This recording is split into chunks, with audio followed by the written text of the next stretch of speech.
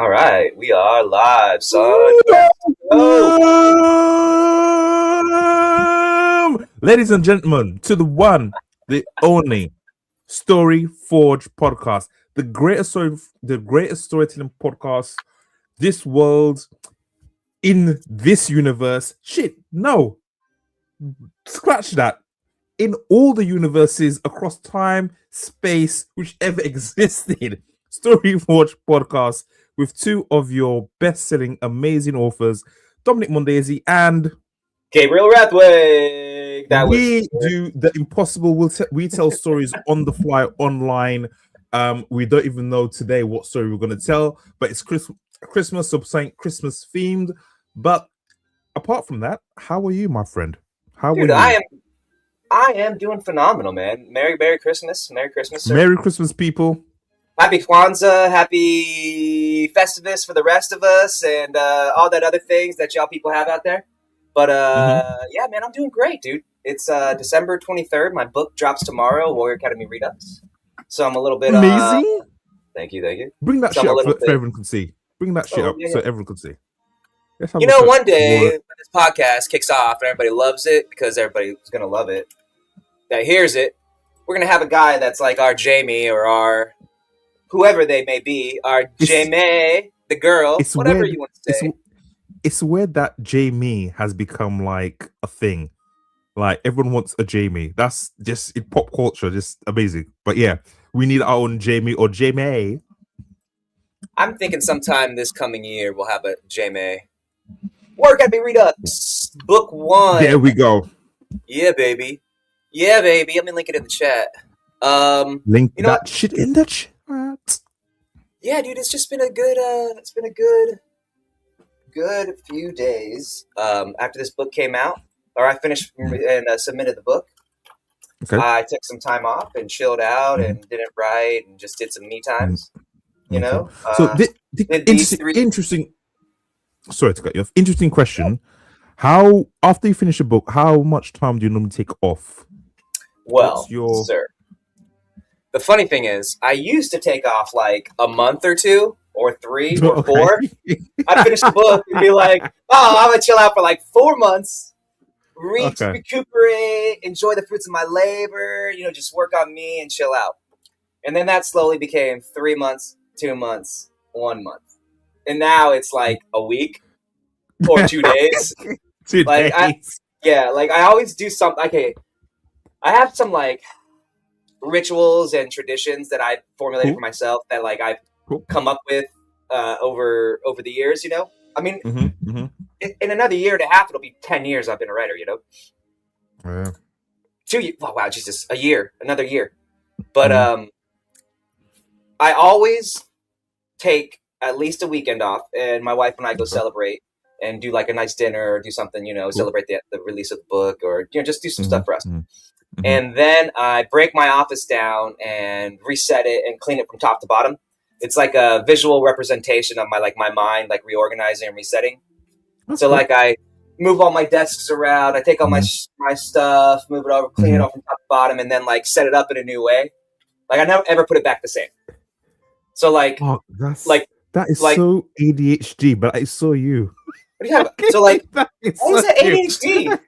But it's ADHD, like, it's because you can't, you need it new, a difference, tweaking slightly. That shit would do my nutting, as we say in the UK. No, dude, that's not like ADHD. It's like this. Let's say you are creating a new project, right? And you're in the field and you have to go build like a wall on this mountain range. Okay. When you walk out there, you won't be like, well, I'm going to build this mountain range wall the same I did as that wall over on the plains. No. You got to revision the whole thing. So when I create a new story, I break the world down and then I rebuild it. So it's like a visual representation of me physically doing it. It's just like somebody who writes their affirmations down at night or in the morning and says them, but it's just doing it with your hands. It's just like, oh, this is me doing this and it's starting a new project. So it's like, or it's like, the basketball player or the soccer player, footballer. It's like the footballer who puts one sock on 4 times before he puts his right sock on. or wears the Yeah, same it dirty makes sense. underwear for a year. Yeah, makes it. Yeah. I have a That's what I cigar. asked you. What do you do? I have a cigar. Maybe go for dinner. I didn't used to do anything. I used to be very workmanlike in my uh procedure, in my method. Like one done, move on. One done, move on. One done, move on. But now I have a cigar. I've got a nice cigar box, which let me just bring it into shot.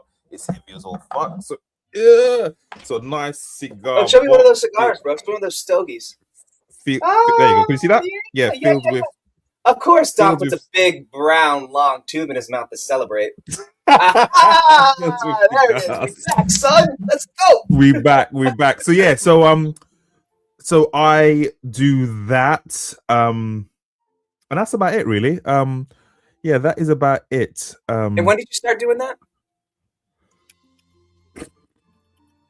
Maybe 3 years ago.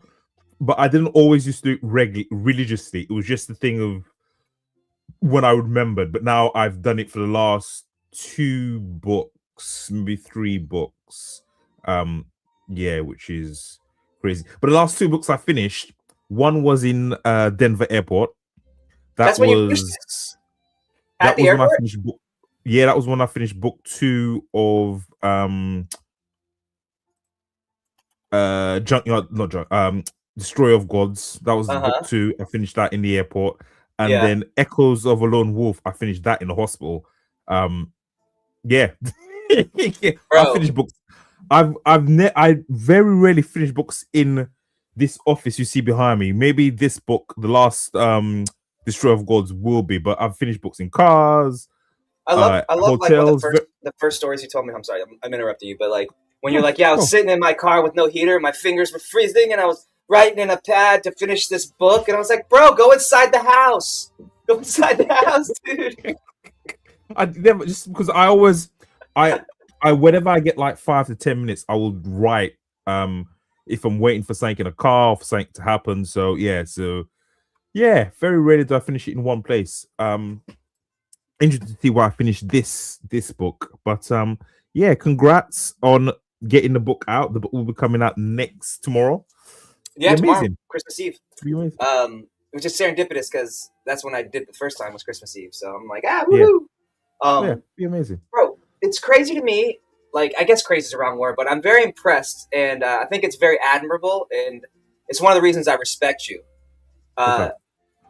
You finish books and you write in places where most people would just sit and be anxious or worry, or you know what I mean? Like, do it writing in the hospital, or dude, like,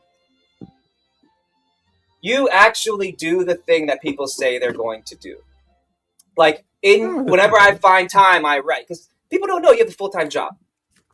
Yeah. You know, and he's got a white girlfriend, so he's got 2 full-time jobs. And a gym.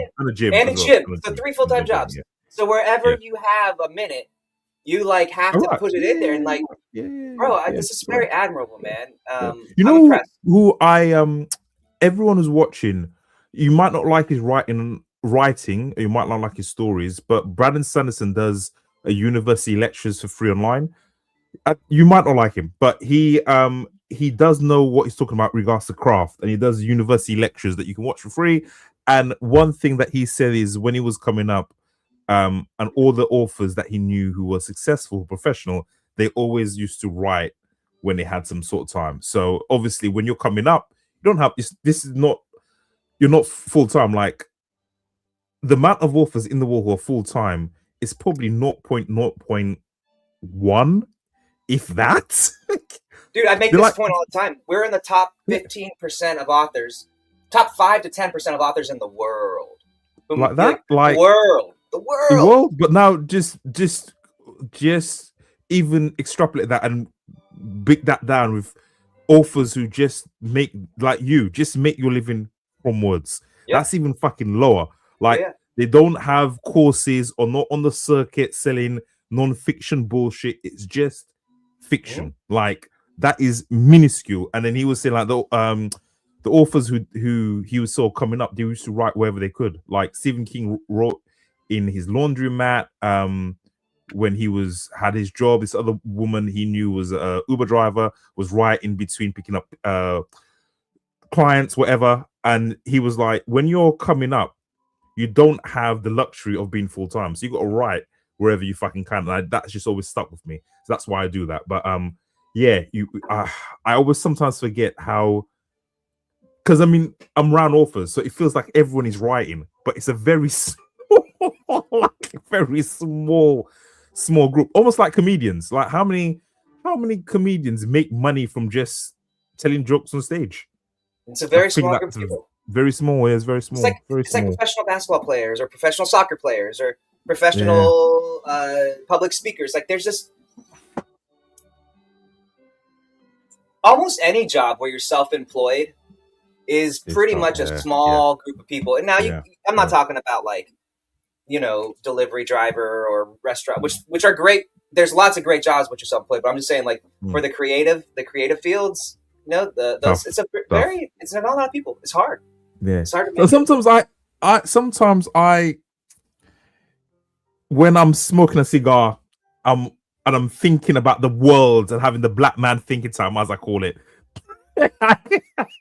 I think, don't give me that face. It's for anyone I was going to say something so racist. Go ahead. I know you were going to. I saw it in the eyes, and you see, you just. I saw it in the eyes. Stop.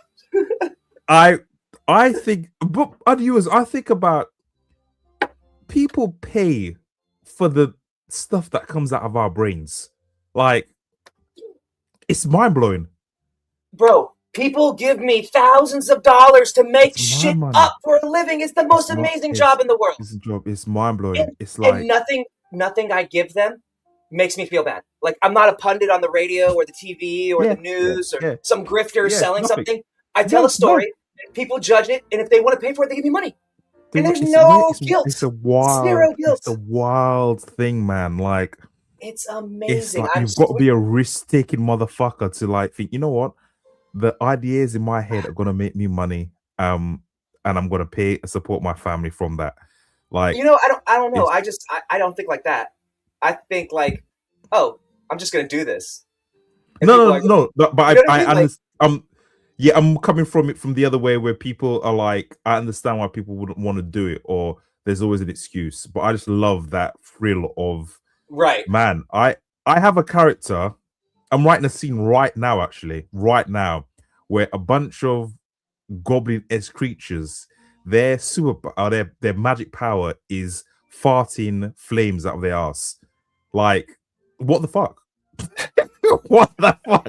And someone's gonna pay to read that. And I'm giggling and chuckling, and these acrobatic little goblin creatures, I'm just in the process of writing now, are just shooting flames out of their ass. And just that's just like hot flaming diarrhea. I wrote this scene from Chef, and it's like I was like, man, I want pasta sauce in ancient Japan for my book. Okay, how did I get it? And I wrote this scene where like he had eaten like one of his like space meals, and it had tomato seeds in it, and he had to like got diarrhea somehow from local food and ran out in the field and shat diarrhea out, and then tomato plants grew. And it was such a fun scene to write. And I was like, this is such a funny scene. But that's how I got tomatoes into there. Wow. This is great. Pardon my ignorance. Isn't what tomatoes native in Japan that time? Tomatoes didn't. Okay, here's some history that you're not. I'm just asking. No, listen. Yeah. Tomatoes didn't come till Italy until the discovery of the Americas.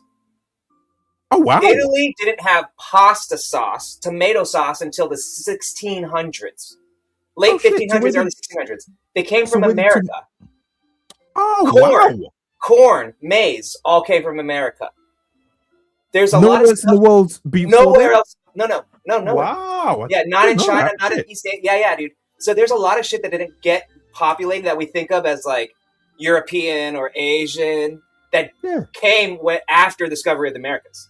It's nuts, dude. Yeah. It's crazy. There's a lot of shit. It's the same thing as like, oh, pasta's Italian. No, noodles are Chinese. They came on the Silk Road. So like before Marco Polo went to China. I do need that. Most people knew that, right? Most people know that. Okay, and then there's a common I didn't know theme like that. Like, go ahead. I didn't know that. I thought like Yeah, bro. tomatoes were like just tomato. No, they came from America, dude. Americans. Like, yes, wow.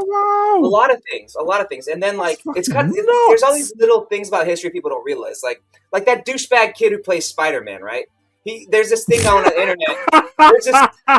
There's this meme about that little gay kid on Spider-Man. Because he was like on there and he's like, oh, America never made food, right? Hey, Corey, what's up?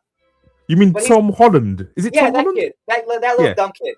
He was like, oh, America never gave food. French fries are from France and hamburgers are from Germany, blah, blah, like a fucking idiot. Yes, the hamburger steak comes from Germany, but it was a ground beef patty with shit on it, right? What's up, agent? And that came from the Mongols.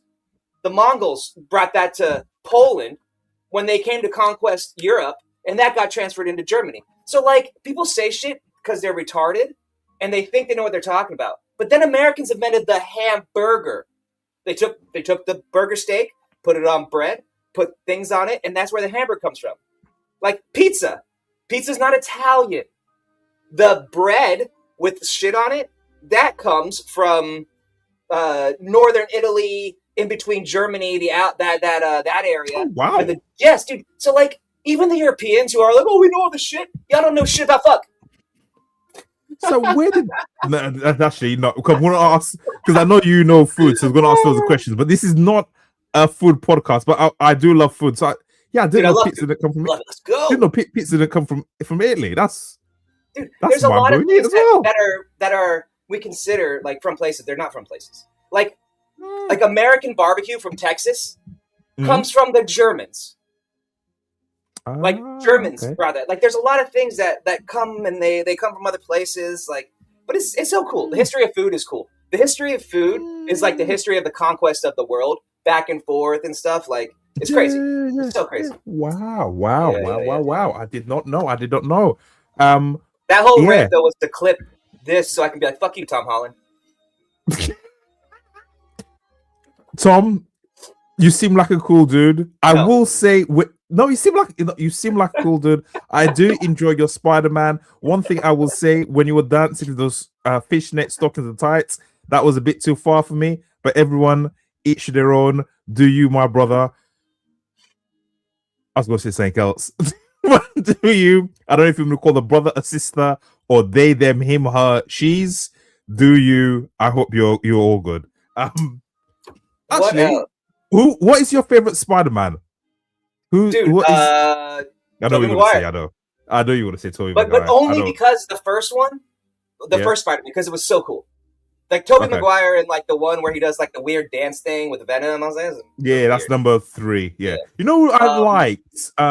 Andrew. Andrew for me played a good Spider-Man. I was about to say he's a close second. I like him. He's pretty good. I did like Andrew. Yeah. I did like Andrew. Go on. What are you going to say if I cut you off about Spider-Man? No. I mean, I think the kid's a good actor. Don't get me wrong. I think he's cool. He's a good actor. I just think, like I'm of this age, because I'm a little bit older than you, where anybody who's a celebrity is automatically a dumb retard.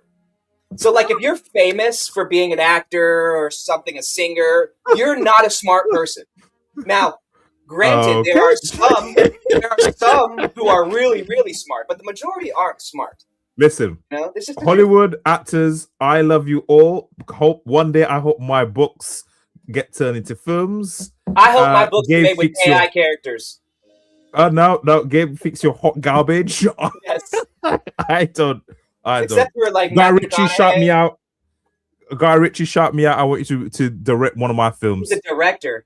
It's a different thing.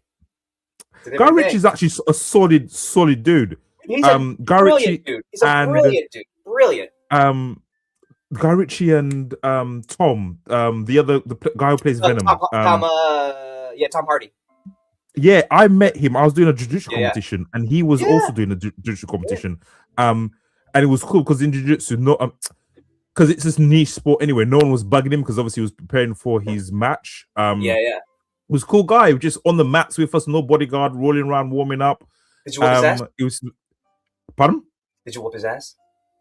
No, it wasn't. No, he was a blue belt, so I was like a few belts above him. But it was, the reason I liked it is because he obviously he is who he is. This was like 2 years ago. Okay. And as soon as he got on, like, boom, everyone with their phones out, and man Right. stepped it up. He didn't crumble. He won. He put it on. He put it. So yeah, I have a lot of respect. And Guy Ritchie is a 3rd degree black belt in jiu-jitsu, Brazilian jiu-jitsu, and I think judo as well. He's solid. And I know people who've trained with him, and he's a good guy. But yeah, what was I gonna say about that? No, I will like Guy Ritchie. I want him to direct one of my films. Snatch and Lock, Stock, one of my favorite films of all time. Great movies. We had him on. We got Lock, Stock, and Two Smoking Barrels on VHS as a demo copy from E3 games back in like 1999, 2000. Oh shit! Whatever came out, 2000, whatever it was, 2000, 2001, I think, or whatever it came out. And we watched it, and it had a in the background an opaque, not for resale. So the whole movie you're watching not in the background. I saw a few movies like that because I worked at a video game store, GameStop, back in the late 90s, early 2000s for a little bit. Like, shout out to videos game. Oh, the video game store that shut down. Shit, the video where you got videos from. Blockbuster. Yes, shout out to Blockbuster. So I used to work at Blockbuster too. Blockbuster, they always had the most unique dudes in there that were just like could not work anywhere else. This guy. I just loved like or either always high or just down to recommend movies for you. Like, nah, this is shit. Like, I like, yeah, those guys. I don't know what they're doing now, where they're working. But those guys were amazing. Well, I'm a famous writer. My buddy is a nurse, runs a nurse like office over in Orlando. Yeah. Quentin Tarantino, he started off in a video store, not Blockbuster, but like he worked at like pre-Blockbuster. I can imagine. Dude, it was a great job, man. You just got to sit there, talk about movies with people. Yeah, I would have worked there too. The shitty part is it sounds great the whole time, but like it's a long shift. And you can't watch whatever you want. You got to talk to a bunch of people. Like, I'd be sitting there with the close at midnight. I'd like lay down on the counter and take a nap from like 11 to midnight or some shit. I got fired eventually, you know. But I can imagine.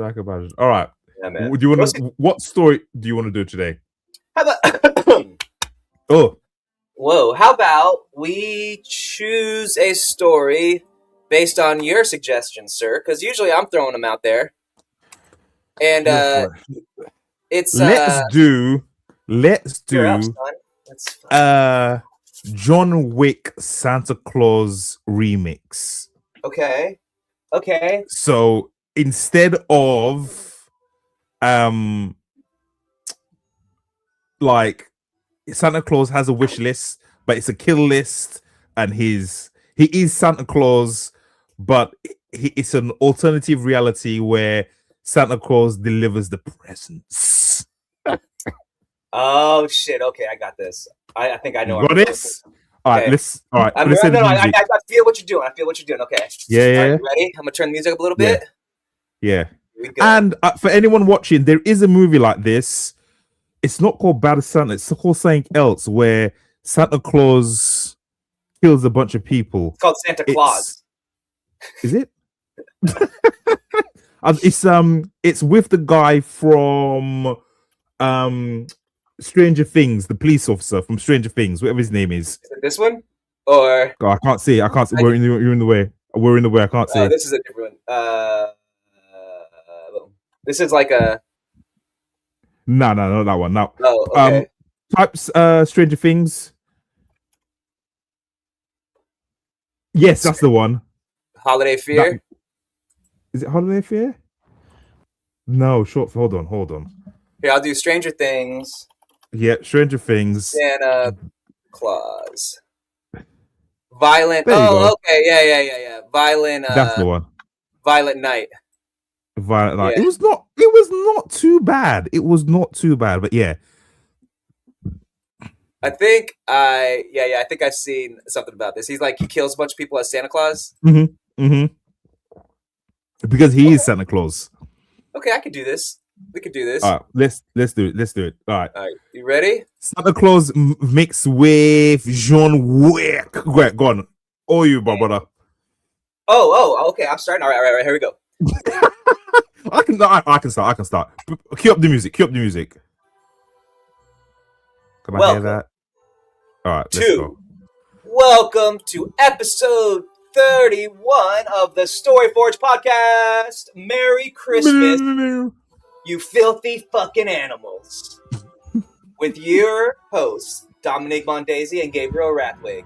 Today's story, tale of merriment and excitement and holiday cheer is gonna be It's going to be a bloodbath. So let's start off. The grey, desolate skies and the empty, hollow tree branches reminded me of a happier time. A happier time of milk and cookies, of gleeful cheer and Christmas joy.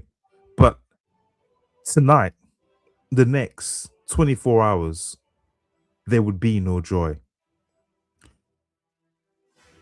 Santa Claus red hat firmly on my head. I took out my scroll and looked at the list of naughty names on the parchment paper. 12 names, 24 hours. Each one had to be killed, had to be disciplined for their naughty behavior. Stomach rumbling, gut overhanging over my black belt.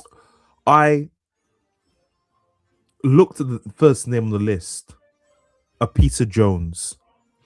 A Peter Jones who was in for human trafficking, sex violations, gambling, and a whole host of other racketeering crimes that no matter what the police did, they couldn't put him away. They couldn't put him away because he had half of the police role on his payroll and the other half of the criminal justice system in fear and terror.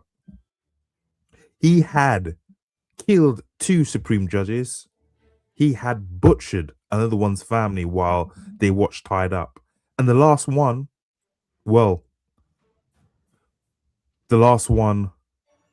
was left with nothing but their fingernails at the crime scene.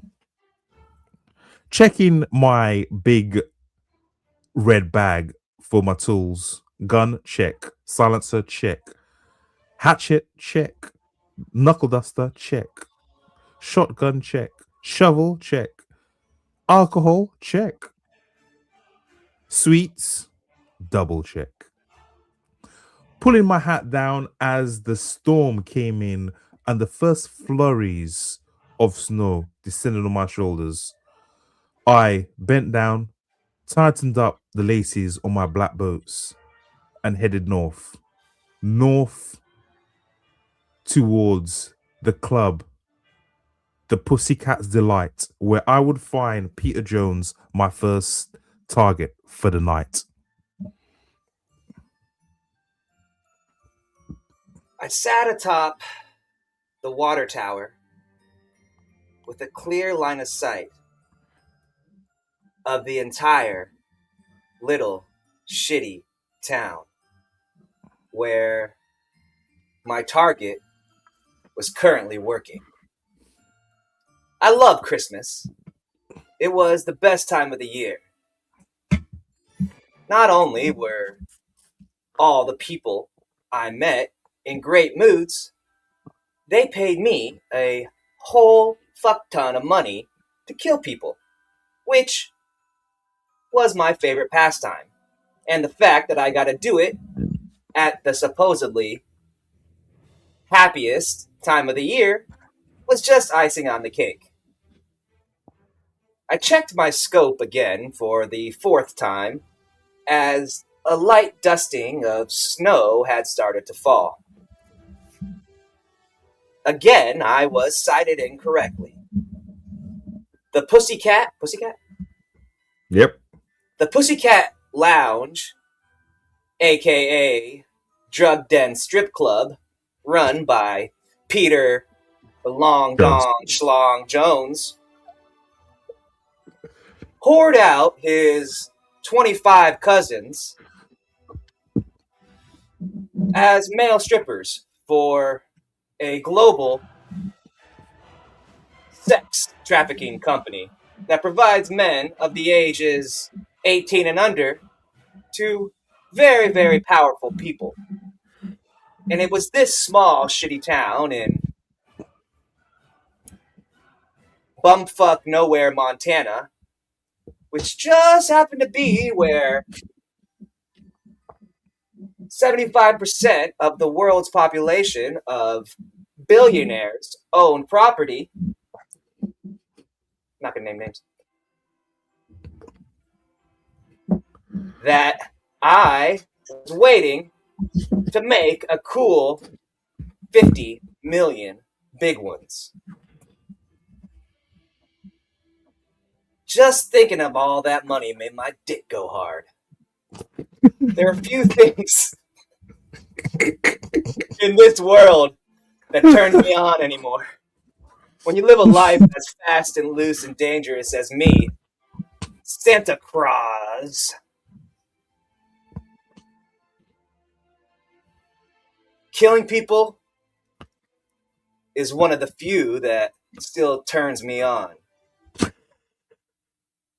It has to, because there was an incident a few decades back off the coast of Taiwan where I was killing some Greenpeace protesters for a local Chinese businessman who was poisoning the waters off the coast to reclaim the land from the poor fisher folk. That even made me feel better. I loved it when I could kill somebody doing a good deed. But unfortunately on that mission, one of those dumb fuck fishermen smacked me in the side of the head with an oar. And every once in a while, my accent tongue like this. So I went from the Kuma, the killer, to Santa Claus. Because, just like Tourette's, I can't control the things I say. But then, I shook my head and refocused on my mission. My target had just appeared in my sights. Walking down the street, all in black, with big black boots, black coat, black hat, heading towards the Pussycat Club. Peter Jones, Peter Don Juan Big Dick Swinging Jones himself, walked towards the Pussycat Club. Ironically, the Pussycat Club, although named the Pussycat Club, was a male strip club for the people who would make the Ebsenleys look tame. They like their men hunky, they like their men hung, and they like their men baby oiled up. Through walking with his confident stride, other men in leather jackets, shirtless, and chaps came out of black cars along the street. In sync, they walked behind him, leather flapping in the air. I could smell the baby oil from hair. Peter Jones, swarrain, left to right, left to right, left to right. Putting my eye to my gun scope, I target him, waited and waited, breathing in. Every footstep he took closer to the club was a shot lost, an opportunity gone in the wind. Breathing in slowly, I waited until the last second and pulled the trigger. The recoil against my shoulder felt smooth, but I watched in terror as Peter slipped on baby oil on the ground and collapse back. My bullet completely missing him and instead embedding itself into one of his cousins who stood to his right. Chaos and pandemonium erupted on the streets as people screamed and shouted and pointed left, right. Eyes locked on him. I tried to see him, but there were too many bodies in the way. Fuck it. Clicking to auto, I laid down fire trying to get to him, but as one body after the next took the bullets meant for him, I saw the scumbag crawling on his hands and knees towards the nearest vehicle. A black Lexus SUV, windows tinted black, skidded off, and I knew I had to follow. Fuck! You want to get away? I thought as I swung the sniper rifle over my shoulder and propelled down on the rope that I had on the side of the building. Gunfire shot out as my escape had been seen by his entourage. Shooting back, I took out as many men as I could as I landed on my feet and ran to my Yamaha motorcycle, jumping on, starting up the Black Beast. I roared and did a wheelie as I took off after the menace, swerving in and out of swerving in and out of traffic. I had Peter Jones behind me and his entourage. Sorry, Peter Jones in front of me on his entourage behind me. Gunshots started to fire as the Montana traffic slowly parted as they sensed something wasn't right. A car behind me came up and a goatee-wearing bull fuck pointed a shotgun in my way. Squeezing the brakes, my back tire went up in the air as I shot backwards and he blasted the car that was next to me. It jackknifed and flipped into the air, causing pandemonium as glass and fire erupted. I swerved in and out around the wreckage of the wrecked cars, barely dodging two vehicles that crashed right in front of me, gunning the gas on my Yamaha motorcycle. I sped off past the crash scene, chasing after the town car? Lexus? SUV. Lexus SUV. Which had gotten further away. It was dark out, cold, and snowing.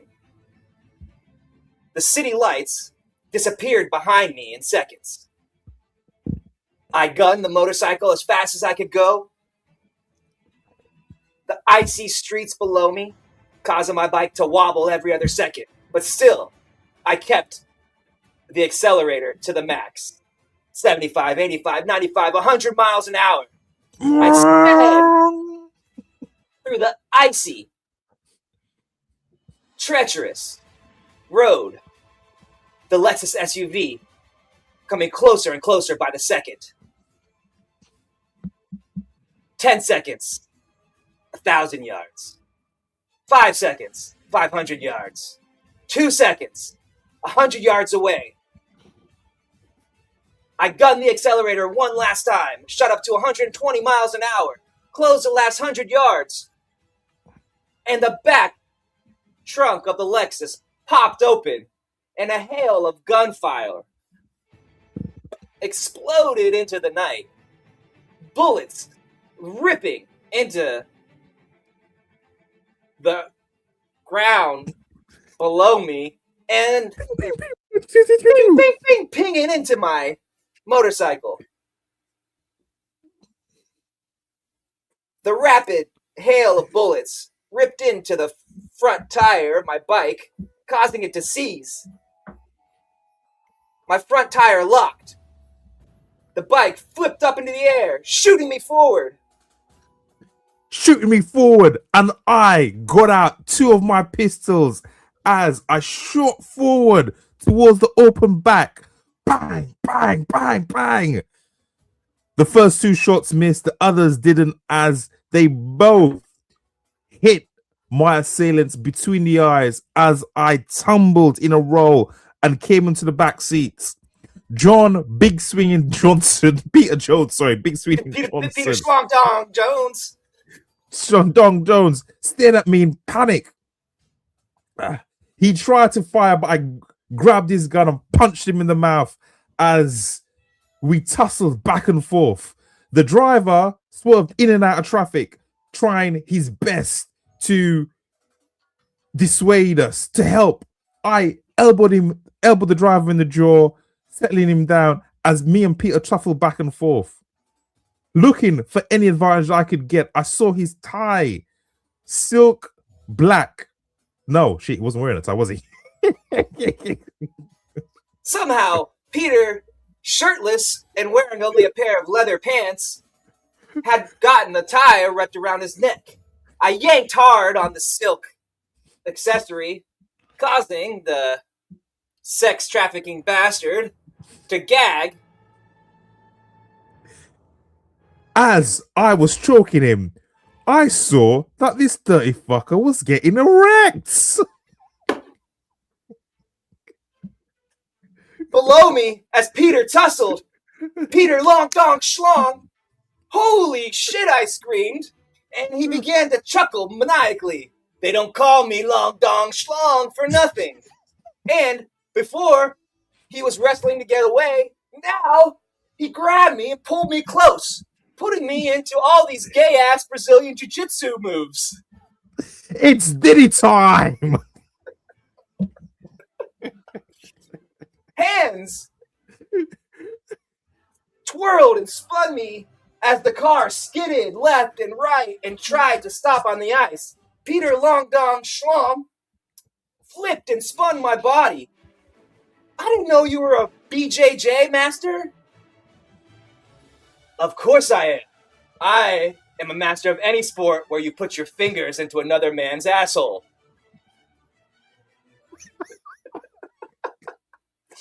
Again. Here's a tip for you, young man, said Peter. If you don't want gay shit happening to you, you must do gay shit.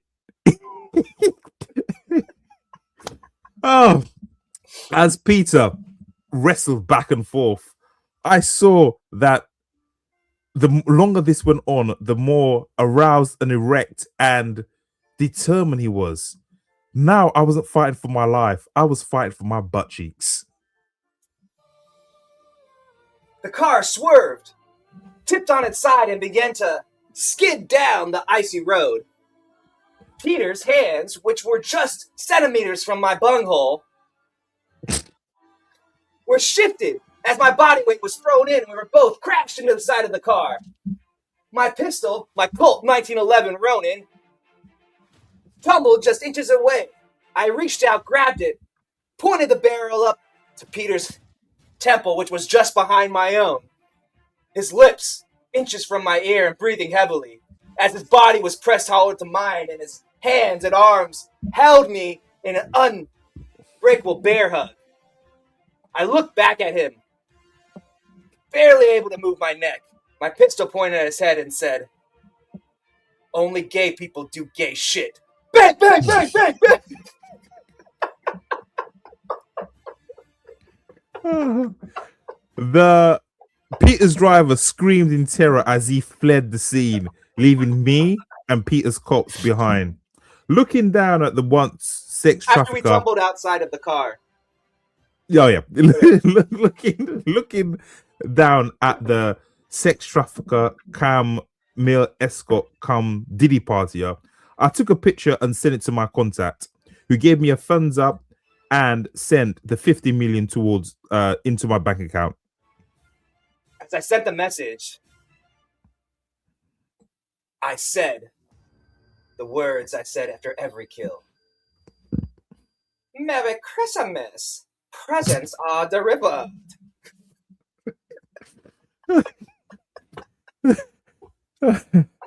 Oh God. As seeing the 50 mil in my bank account, I smiled.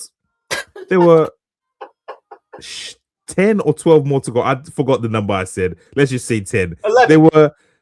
There were 11. 12 All right. days of Christmas. There's what? The 12 days of Christmas. Oh, yeah. So to me, 12 murderers, a reverend kill. Go ahead. 1 down, 11 to go. I ticked off Peter Jones off. I looked for my next target. Smiling, I saw he was in the same area. Shit. 2 birds with 1 stone. I pulled out my cell phone and typed in the address for Jeffrey Epstein and turned looking around, getting my bearings, and began walking. My coat was ripped. My pants were ripped. It was negative 10 degrees out and snowing, dark as night could get without a star in the sky. But I couldn't be happier. Because now I got to kill more people. For the next hour, I walked through the dark of night until finally some lights appeared in the distance. A vehicle was approaching. I stepped to the side of the road, waving my hands. The lights didn't slow down as they closed in. Motherfucker! So, I pulled my pistol from my waistband and fired shots through the front window. The car sped up and then slowly began to slow down and coast off and fall to the side of the road. I hurried over, and when I arrived at the vehicle, opened the door to the old pickup truck. The 75-year-old woman sitting in the front cab with her Christmas best on and her little chihuahua barking loudly in the passenger seat, sitting on what looked like a stack of gifts for wherever the lady was heading. I grunted, fired a couple shots at the chihuahua, and it stopped yapping. Pulled the lady out of the truck, hopped in, shut the door, put it in reverse, and sped off into town. I had some people to kill.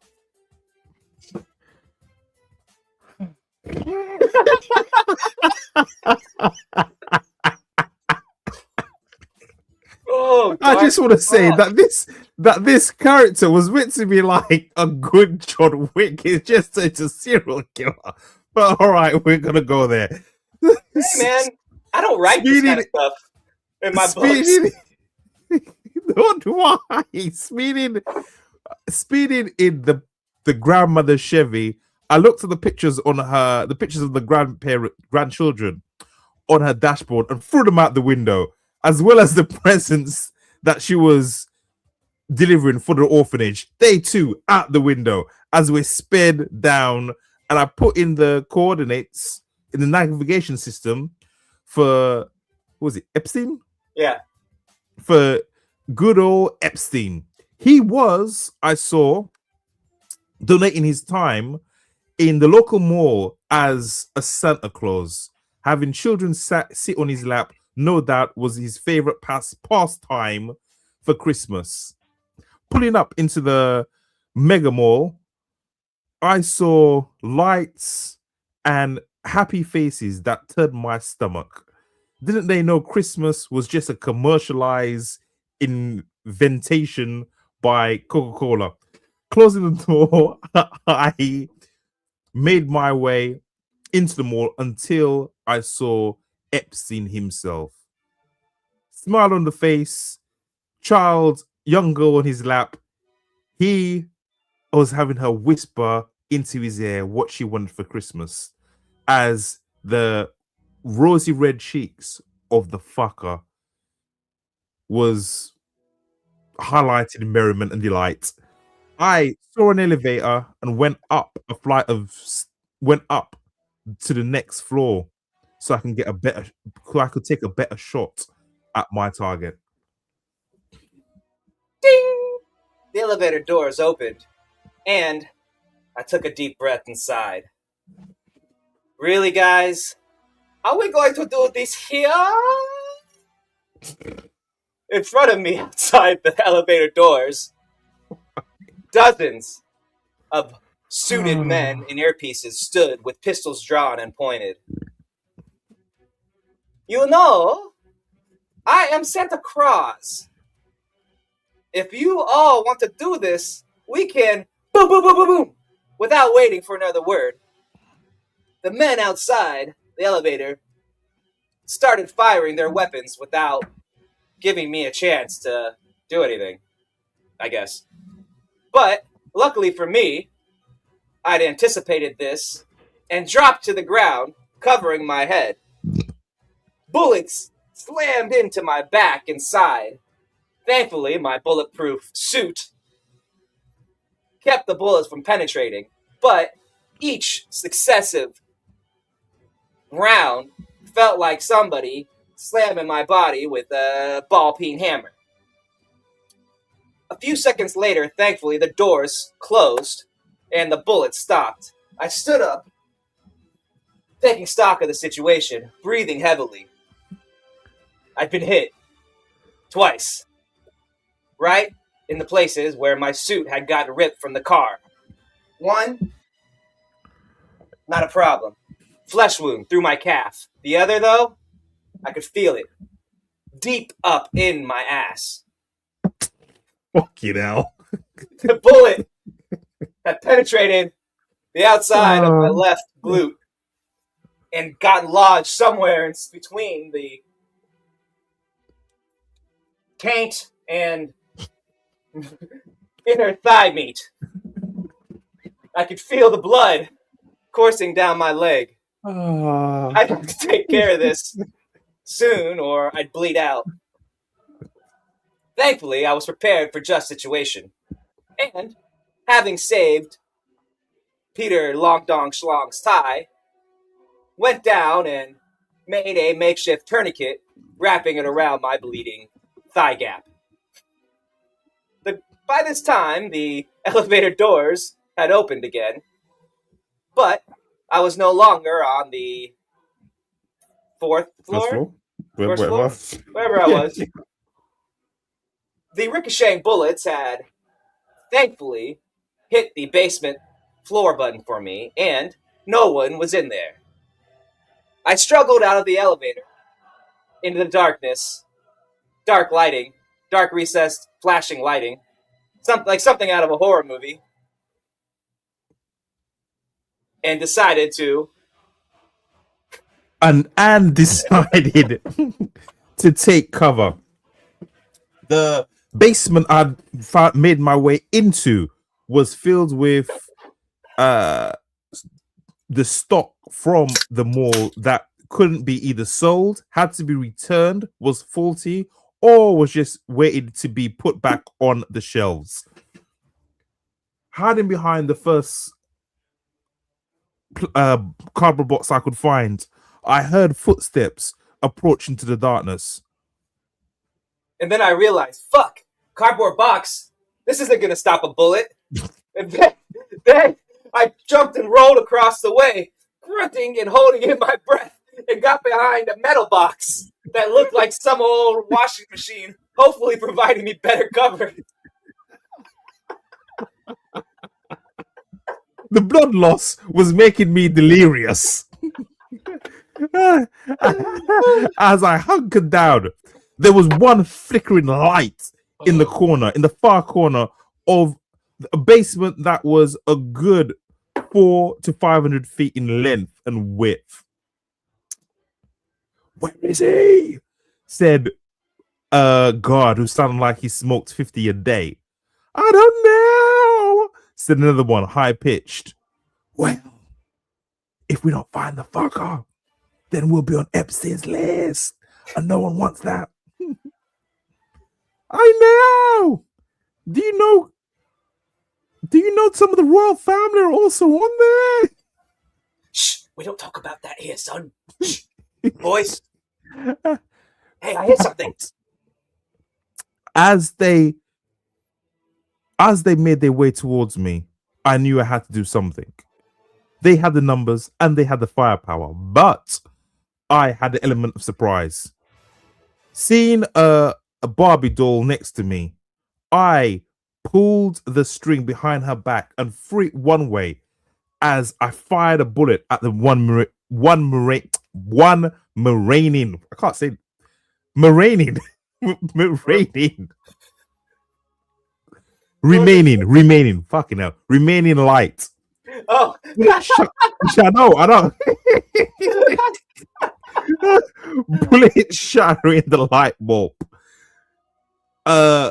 Crescendo of bullets impacted where I had been momentarily before the door uttered its Christmas cheer. It's Barbie time, bitches. What the fuck was that? More bullets descended the Barbie's way, turning into plastic kindling as I creeped up behind the first broad-shouldered guard I could see, black with a shaved head. I looked around for anything that could be used as a weapon, and I saw the elf. Do you have elf? The pause. Do you have a Christmas? Yes, there you go. Yeah. I saw the elf on the shelf. This one though was long and elasticated. Grabbing it, I creeped round and threw it round the black guard's neck, strangling him from behind. He tried to make a noise and his claws dug into my flesh as I kicked his legs out and took him down to the ground. It wasn't long before I had choked the life out of him and left his corpse on the floor. Moving on, I moved to the next guard. Looking around, I looked and I saw the only toy I could. A long rubber dildo, 6-inch. Picking it up, I waited until he walked past me and smacked him across the head, directly into the side of the head, knocking him cold out. I couldn't catch him in time though, as his body collapsed, knocking over the boxes.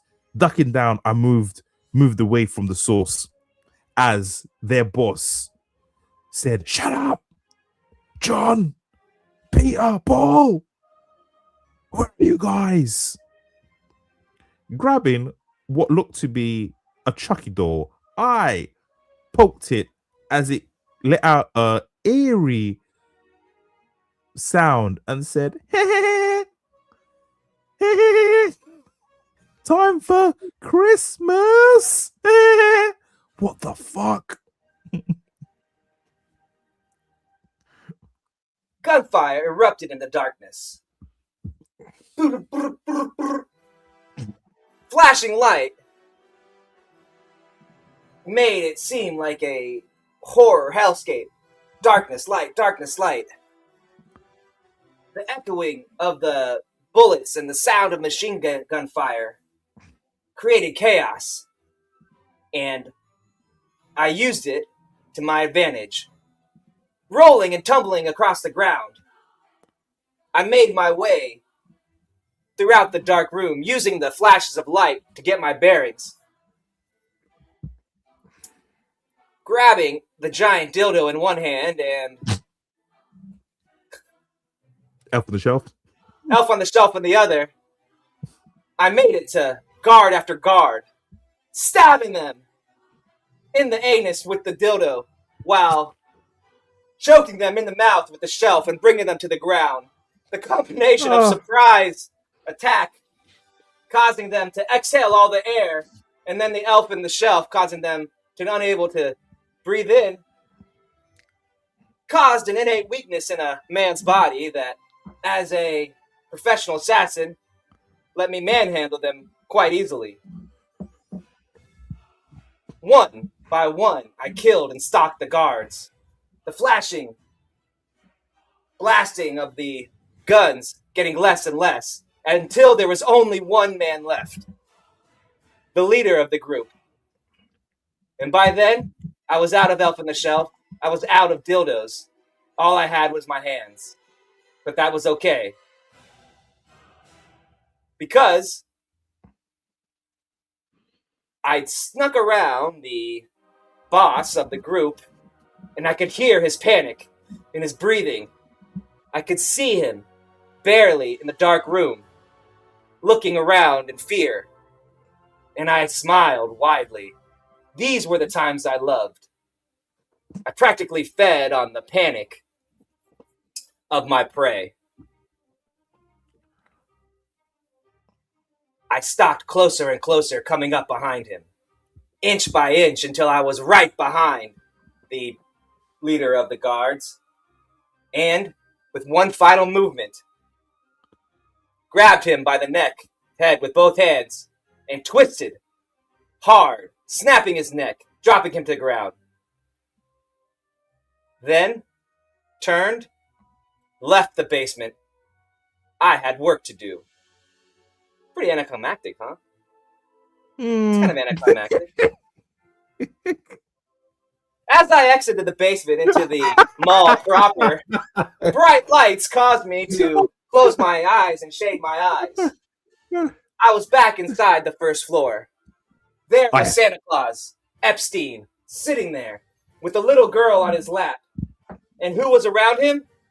Bill Gates, Bill Clinton, Donald Trump, Prince Henry, Michael Jackson, all those other motherfuckers on that list, standing there with their kids and their daughters in the line, waiting to put them on Epstein's lap. Okay.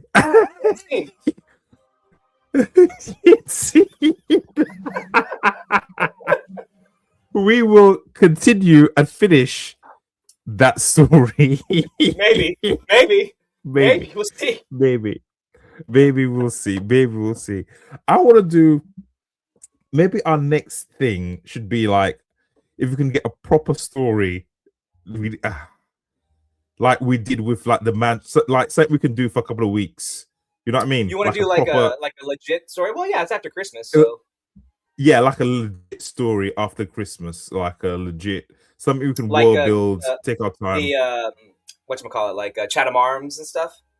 Yeah, something we can world build, take our time, and that was rough for me. I couldn't find. that was a tough story. I was like, well, that was a tough story. I find that everybody, thank you so much for listening. That was the end of the story. Now we're just jib-jabbing. But I find that when we get ourselves parameters, it's harder. Like, you're like, let's do John Wick Christmas story. I'm like, okay. Well, let's stay in John Wick Christmas. But it's also hard when you do it in like a world when you have parameters, like when we do it in our worlds that we already have, you know? Because you have to think about all that stuff instead of just creating on the fly. It makes it a lot more difficult. Yeah. So I want to. Next. If anyone is listening, write down what type of story you'd like us to do next. Give us some ideas. We'd love to hear from you. Yeah, let's do that next time when we start. We'll just say, hey, put a topic in the chat, or we'll be like, let's pick a theme or something like let's say like Acapulco or. Hot dogs, or I don't know. Like we have to have more than that, I guess. Like we have to have like just give us a couple of words, a couple of romance, harem. Yeah, like crazy Superman, or something we can riff off. Be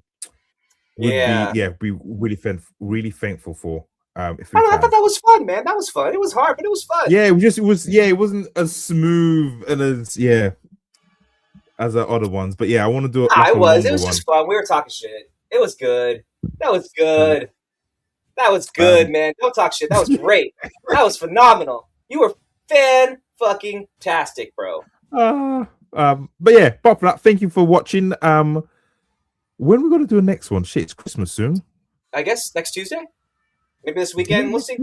Yeah, Let's see how the yeah, next if few not, days go. no, this weekend maybe not because my mom's birthday, but yeah, we can do next week or this Well, like weekend. I'll let you Christmas know. I'll is let you know. in, Wednesday, Thursday, then the weekend, then it's New Year's. Mm. Like, Yeah, I know, man. I know. let's just jump Sounds one in fine. somewhere, buddy.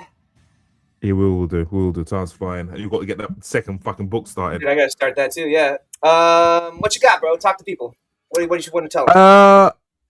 I have. What have I got? I have. If you're a French speaker, I have my first two books of Echoes, not Echoes. Junkyard Dogs is out for anyone who speaks the French. Yeah, get it. I am slowly releasing all my books into a bunch of different languages. But yeah, if you are French, my book, Junkyard Dogs, is out at the present. Yeah, collect that as always. Destroyer of Gods is out. Reviews are good. Sales are slow, but reviews are good. So I'm happy about that. And yeah, buy any of my shit. Oh, and if you are a reader of Royal Road, follow me on there. I'm putting out loads of chapters and loads of books on the Royal Roads. The Royal Roads, if you can, please, ladies and gentlemen. And like and subscribe as always. What you got? What do I got? Check me out on all the social things that we got listed here. Follow me on X if you want to hear me say gay and retarded all the time. Warrior Academy Redux is out tomorrow. Please buy it. From Chef Book 6, from Chef Craft Conqueror is out, still killing it. Yeah, everything's good. Yeah, from Chef is fucking killing it, my friend. It really is killing it. Yeah, dude. I wanted to show you something. Go on, show me something. Not this, but Chef from Chef. What are we sitting at? 26. So actually, book 1 might be ahead of book. Yeah, book 1's ahead of book 6 right now. Oh, wow. Yeah. But that isn't. Here it is. We're at 55 with book 6, but we're at 344 ratings, 4.5. Yeah. So yeah, it's good. Yeah. This is what I wanted to show you. Bang! Bang! Well done. 5K. Well done. Now the next goal is 10K. But yeah, 5,000 followers on Amazon. That's 5,000 mailing lists, man. Yeah, I need to offer Central, see how many fucking. Yeah, that's so. The goal now is 10K. 10K. So, yep, 10K. Double that, and yeah, taking another year or two, probably, or less, but we'll see. So yeah, I'm excited about that, man. It happened this morning. I was like, fuck yeah. Fuck yeah. Nice. Yeah, I think that's it from us. Right. Anything else? Everybody have Merry Christmas. We'll see you next week. Maybe we'll get a potted. Maybe we won't. Who knows? I'll be streaming in a couple days. We'll see. Do some writing on this next book, Warrior Academy Book 2. So I'll be on, And yeah, I hope everybody has a great Christmas and stuff. You? Yep. Have a great Christmas, everyone. Enjoy. Enjoy. I know Christmas can be stressful for some people. But yeah, enjoy. Read some books. Read our books. Hey. Mostly just take care of yourselves. Take some time off. I don't know why I'm saying this, but I'm gonna take care of yourselves. All right, Merry Christmas. Take care of yourselves by reading our books. There you go. Merry Christmas, everybody. Adios. Merry Christmas.